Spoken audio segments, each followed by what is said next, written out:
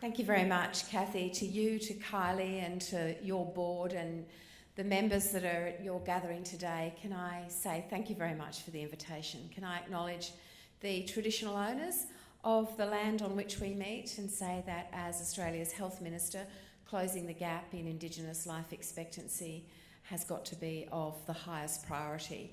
I've just come from Queensland, it's a bit obvious, and I've just sat in an hour's worth of Melbourne traffic, so I hope your drinks are right here because no one wants to go out into that, let me tell you.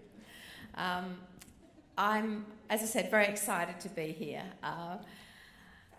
It's a good opportunity, I think, for me to talk a bit about Australia's health and aged care reforms and what they mean to you as a nursing profession. The power of now, your theme is certainly apt as the momentum builds in health reform. From cradle to grave, during the most significant events in our lives, you are there, the nursing professionals of Australia. We expect a lot, and you give it back in spades. I know this because off and on over the years I have, like all Australians, used our health system. I've had 3 children. I've seen my father successfully manage type 2 diabetes. He's 98. He could write the book on it. My mother was a nurse who came to Australia from Great Britain in the 50s, wound up on Thursday Island and worked in both psych nursing and palliative care nursing during a very long career, and it was very informative for me as a child growing up. I was very touched and also amused by many of the stories that I heard.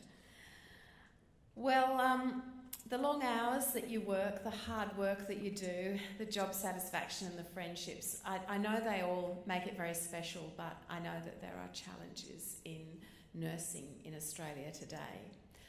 Just as there are challenges in the health portfolio, when I was asked to take it on, I was absolutely delighted. And I always say I have the best job in Australian politics. I was delighted because health is an area that every single Australian is somehow connected to. And I also put up my hand for aged care for the same reason. We have a world-class health and aged care system in Australia. We're the envy of other countries, and my work as Minister for Health and Aged Care means that I have an opportunity to work with really good people to make it better. I've made it a priority to talk with and, most importantly, listen to the people who work in our health system as well as who use the health system. When I put in place a wholly voluntary government survey last year so people could tell me what they thought of private health insurance and private health, I had 40,000 responses in 4 weeks, and that's an example of how engaged people are with this subject. Engaged in making our system the best it can possibly be. Everyone has an opinion about Australia's healthcare system. They're just as passionate as I am about making the system work efficiently with patients at the centre. But as everyone here knows, you better than many, the system is under pressure.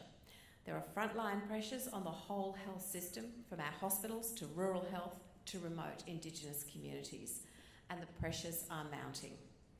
An ageing population, the fact that we're living longer, means there's a growth in demand for services, increasing costs and growing expectations.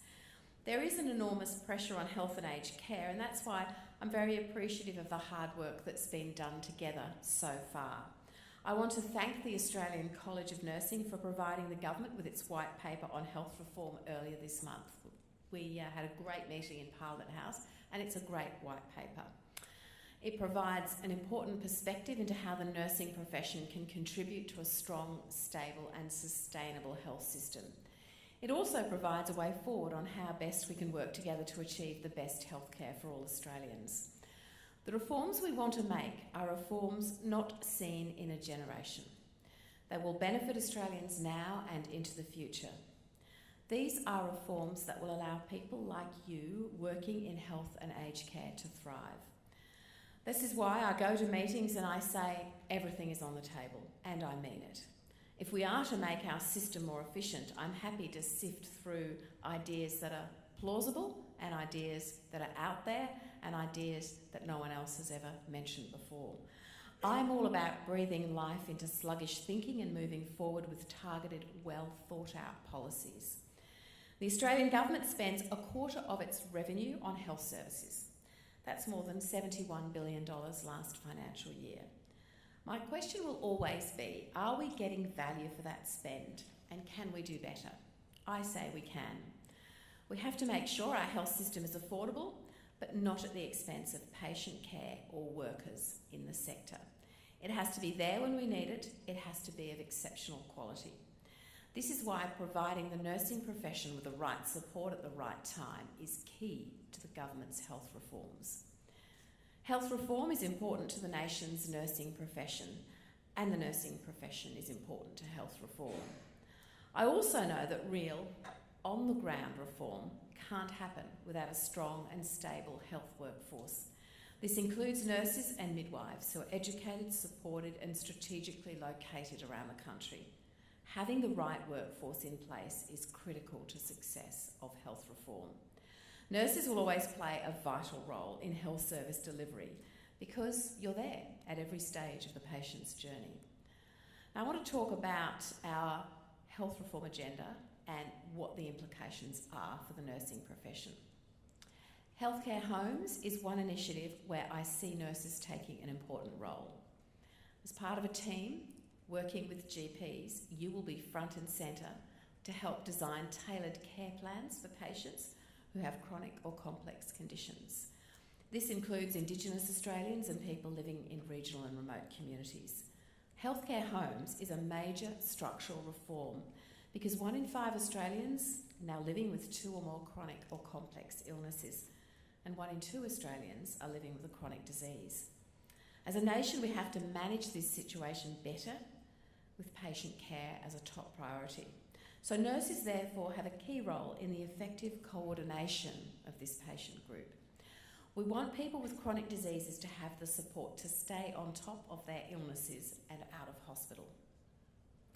We also need to better engage and involve nurse practitioners more broadly. I want nurse practitioners to be a part of a robust healthcare agenda with the boots on the ground where they're needed. You know firsthand what the problems, barriers or roadblocks are in the system, and more often than not you can see a solution. I'm very aware that the nurse practitioner role has evolved at different rates across Australia with differing levels of responsibility given across jurisdictions. There is more work to be done here. There's also scope to increase collaboration between nurse practitioners, GPs and specialist medical workforce officers to expand the nurse practitioner role. The primary health networks, the PHNs, are another area of reform which I see leading our approach to service delivery. I see PHNs as vehicles to better coordinate individual care needs. I see these networks working directly with GPs, nurses and other primary healthcare providers, secondary care providers, health training coordinators and hospitals. Better planning of nurses on a primary health network regional basis will better match the workforce, including nurses and midwives, with actual community needs. People often say, well, what are these PHNs really doing for patient care in my area? And I say they are specific to your area, and while they are business commissioners, so they deal with the dollars and they deal with the contracts and they deal with relationships that don't really seem to have anything to do with health, the important thing is they give the money to the organisations that do the best frontline work, and they have to make their decisions informed by clinical councils, in other words, the experts on the ground, nurses, doctors, allied health professionals, and consumers, so that consumers also have their voice heard. We've just, a couple of weeks ago, concluded Mental Health Week, and the figures around mental health and suicide in Australia today are very confronting indeed. Nursing in the mental health sector is predicted to face the largest future shortfall, as I'm told, of all the health sectors, due to the ageing workforce and high exit rates, coupled with low entry rates. So there is a lot of work-related stress. To help manage this predicted shortfall, the government has committed $1.5 million to the Australian College of Mental Health Nurses to look at a new workforce model. This funding will help develop the mental health care skills of nurses. It will also help nurses to transition across the acute and primary care sector. Now, I have the honour of being a regional and rural member of Parliament representing a large part of Western New South Wales. Beautiful part of the country. I love the spirit. I love the heart of rural and regional people. They deserve, like all Australians, to have access to the sort of health and aged care that people in the big cities often take for granted. I wear my deep commitment to improving rural health, I would like to think, on my sleeve, and I want to give rural and regional communities the support and resources they need for quality health, physical and mental health care. The expansion of the Rural Health Multidisciplinary Training Program is about making sure more doctors, nurses and allied health workers are being educated in rural and remote communities. And the Integrated Rural Training Pipeline we announced about a year ago is another key element of reform. And by establishing a Rural Health Commissioner to develop a national rural generalist pathway, I think we will start to address rural health's biggest issue, the lack of medical professionals in rural, regional and remote Australia. I've just mentioned 5 reforms. They're gaining traction and we can't stop now. The whole process will take time, but we are on track. Collaboration and consultation continues to be a major part of my approach to the structural reform needed for our health system. My approach to making health and aged care better for all of us is to engage with individuals and groups early and often. I'm aware that the nursing profession sometimes feels a bit forgotten in terms of engagement in policy design, development and implementation. I'm here today to assure you that you haven't been forgotten. Far from it. Don't wait to be asked for your opinion. Be proactive in making your views known. I want to hear your views, so do please keep an eye out for public consultation, wherever it may be. Your considered and constructive input will always be highly valued. There's so much happening in health reform. It's an exciting time and much of it is about your profession. Your understanding and knowledge of the system can make a real and lasting contribution to the current debate. It's absolutely vital that we continue to deal with the broader issues in the sector, including structural reform, to address any roadblocks. This is going to be essential if we are to invest our always limited resources wisely, as well as support patient access to quality services now and into the future. And that's how I think we will achieve real collaboration and get real reform. I'm happy to talk. I'm a politician, I can keep talking. But what I'd like to do, Kathy, is hear a little bit from you. So maybe if we have questions or comments, that would be lovely. Thank you again for having me here.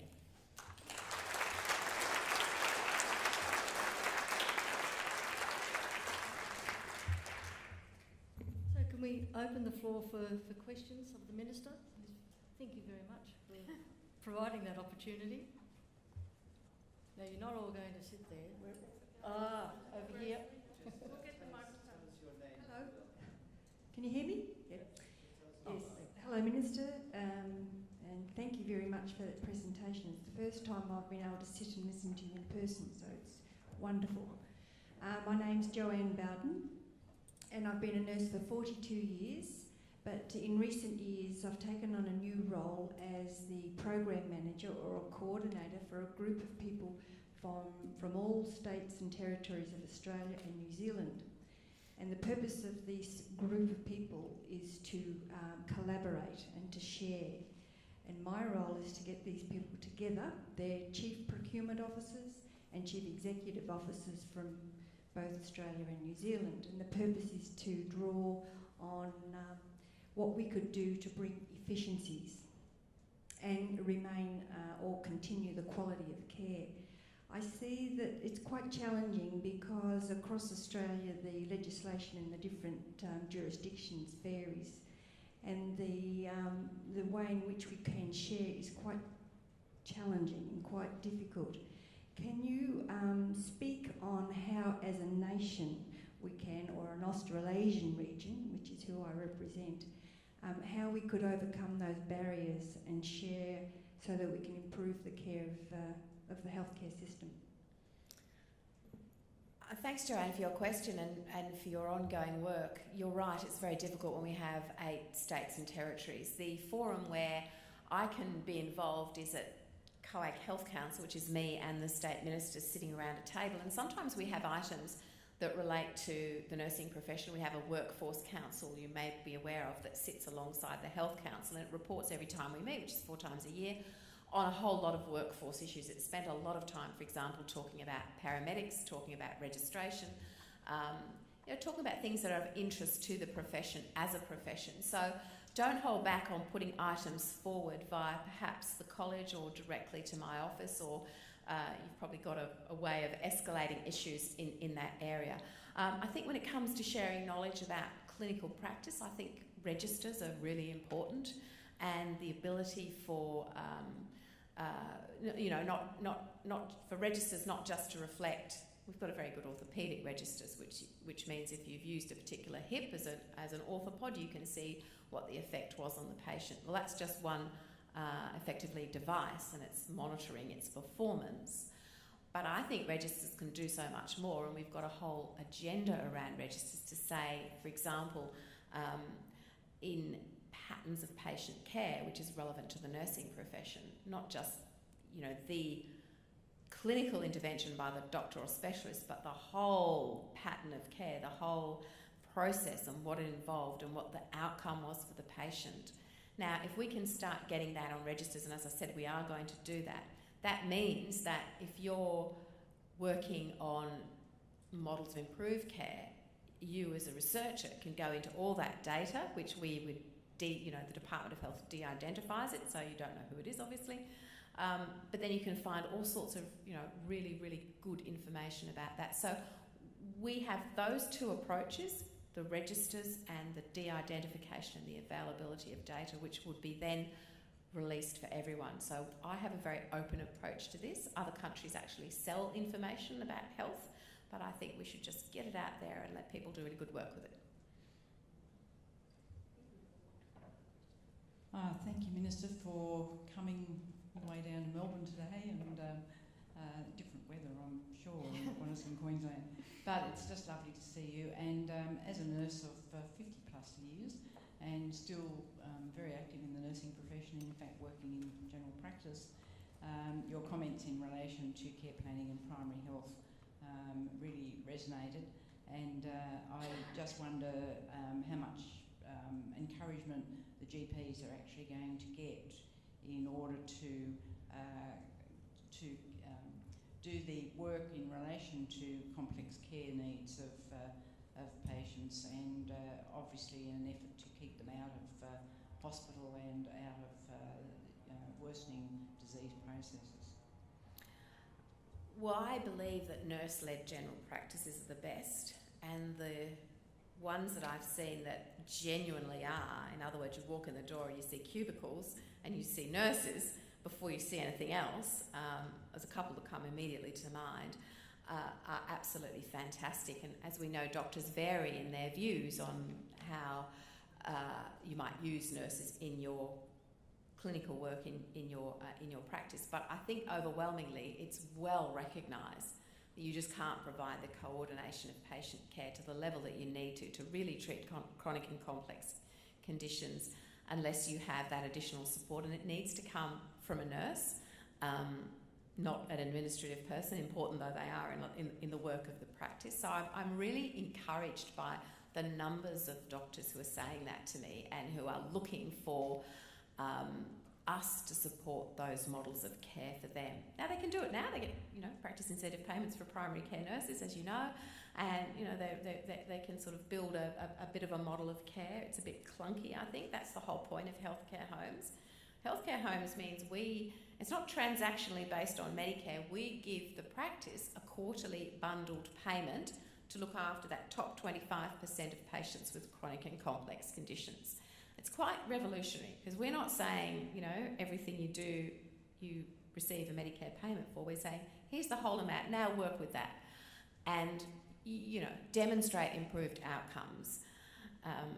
Don't just, not that anyone would take the money and run, but that's what the challenge is in building this model, so that actually the government can say, we're giving health practitioners the flexibility to do what they want, to employ allied health professionals, to use nurses, to use them, at odd hours of the day or weekend. Because at the moment, Medicare is very much 9 to 5, the doors open, the doors close. It's a model from another era. When so many young people in the profession say, well, I'm happy to do things at night. I'm happy to do things by telepresence. I'm happy to do things by text message. But at the moment, many people do those things, but they don't necessarily get paid for them inside Medicare. So, I really see this as a chance for the nursing profession to shine more than it already does. Probably two questions. So we've got one here and one at the back, and we can ask somebody to follow. Thank you, Minister. My name's Andrew. I work in predominantly the aged care sector, and what I wanted to ask you, with the changes to the aged care funding instrument, from the coalface, we just see the cuts, but we don't see the vision. So my question to you is, do you have a vision for aged care? And with the funding cuts, we don't talk about the positives that you're trying to implement. Could you spend a couple of minutes on that?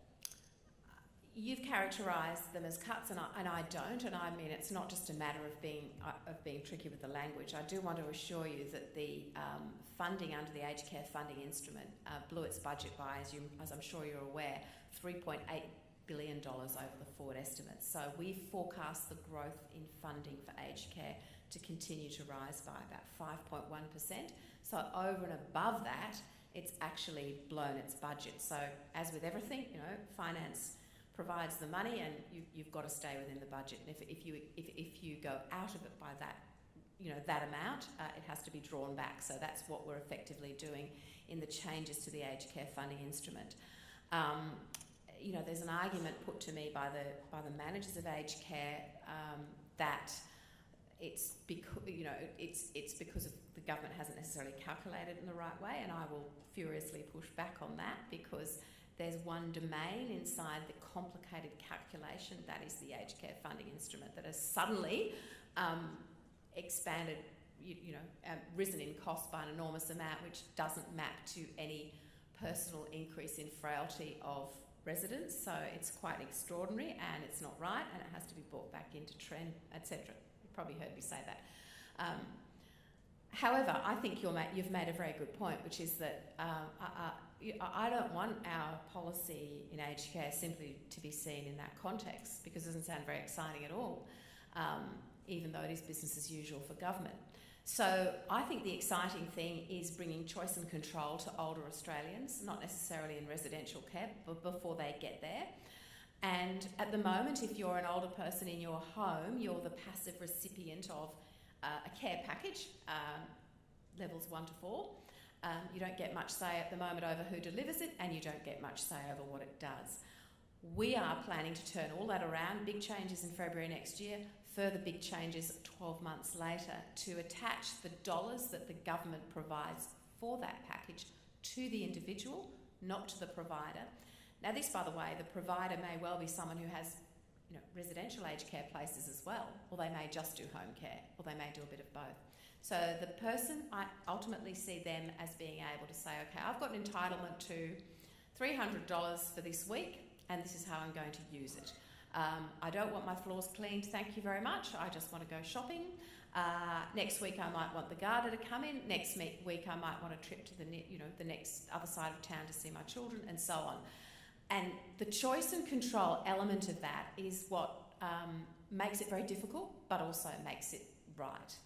So we've got lots and lots that we're doing in this area, and I think it's one of the most exciting policy areas, because at the moment I don't think it's really doing the best that it can with the dollars that we provide as government for the individuals. And I know that we've got work to do to get the message out there and get all of the where you interact with the system, whether it be through My Aged Care or the assessment service that assesses what your level of care is, or the Department of Human Services that does, no doubt has 100 pages of forms to sort of work out your assets and income. I mean, all of that is at the moment quite frustrating, and I really am working hard with my colleagues wherever I see issues that they can help me address to streamline that process and to get to where I know we need to go.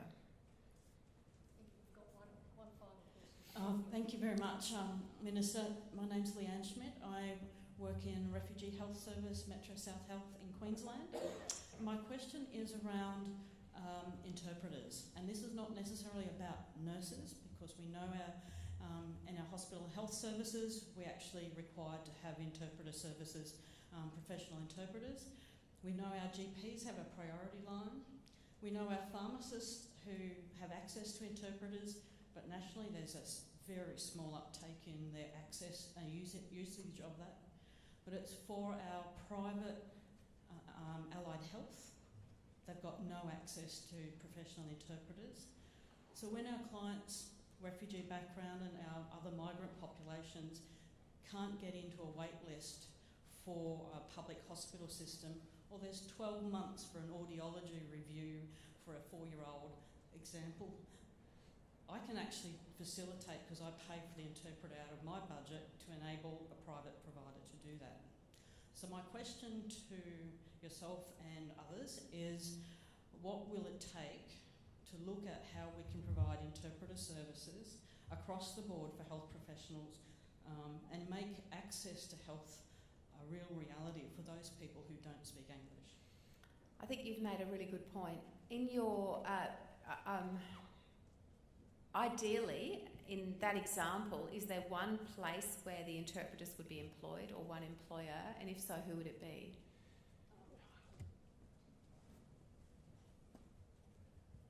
Because I work for a government service and I've chosen to support an NGO to get that child being diagnosed, that's something that I manage through a cost centre.